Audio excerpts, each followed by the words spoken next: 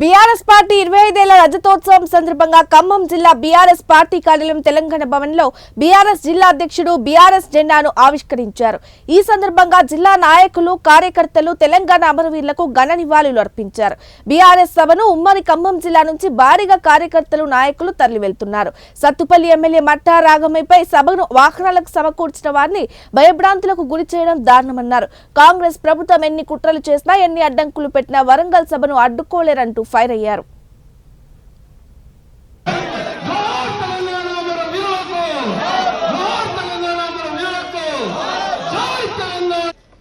తెలంగాణ ప్రజల యొక్క ఆకాంక్షలు నెరవేర్చడం కోసం ఎత్తినటువంటి జెండా ఈ గులాబీ జెండా.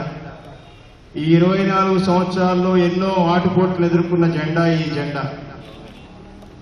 తెలంగాణ రాష్ట్ర కళని సాకారం చేసినటువంటి జెండా ఈ గులాబీ జెండా. తెచ్చిన తెలంగాణని అభివృద్ధి చేసి భారతదేశంలో గొప్ప రాష్ట్రంగా తీర్చిదిద్దినటువంటి జెండా ఈ గులాబీ జెండా కేసీఆర్ గారు. ఈ 24 వసంతాలు పూర్తి చేసుకొని 25వ సంవత్సరాలు అడుగుతున్న సందర్భంగా వరంగల్లో జరుగుతున్నటువంటి సిల్వర్ జూబ్లీ బహిరంగ సభకు ఖమ్మం జిల్లా నుంచి 5 నియోజకవర్గాల నుంచి పార్టీ నాయకులు, కార్యకర్తలు అందరూ కూడా పెద్ద ఎత్తున వరంగల్ కి బయలుదేరుతున్నారు. వారందరికీ కూడా ప్రత్యేకంగా జిల్లా పార్టీ తరఫున అభినందనలు తెలియజేస్తున్నాను. రాబోయే రోజుల్లో పార్టీకి దిశానిర్దేశం చేయడం కోసం కేసీఆర్ గారు ఈరోజు బహిరంగ సభలో బ్రహ్మాండమైనటువంటి సందేశాన్ని ఇవ్వబోతున్నారు. పార్టీ నాయకులు, కార్యకర్తలందరూ కూడా జాగ్రత్తగా వరంగల్ కు చేరుకోవాలి.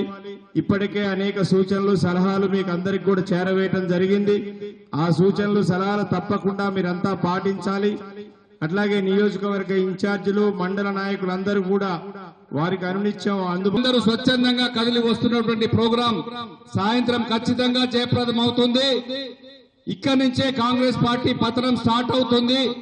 ఎందుకంటే మధు గారు చెప్పినట్టుగా అధికారులు ఖచ్చితంగా వ్యతిరేకంగా ఎక్కడికక్కడ స్కూల్లోంచి ఇచ్చినటువంటి బస్సులను ఇబ్బంది పెట్టి వాళ్ళను ఓనర్లను బెదిరించడమే కాకుండా రోడ్ల మీదకి వచ్చి ఆపే ప్రయత్నం చేస్తున్నారు.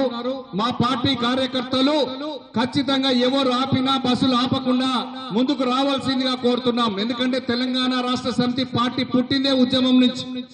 కాబట్టి ఆ ఉద్యమాన్ని మళ్ళొక్కసారి గుర్తు చేసుకొని జై తెలంగాణ అనుకుంటూ బస్సులన్నీ కూడా ముందుకు రావాలి. ఎట్లా అయితే అట్లయితుంది, ఏమైతే జరుగుతుంది అని చెప్పేసి ఖచ్చితంగా ముందుకు కదలాల్సిన అవసరం ఉంది.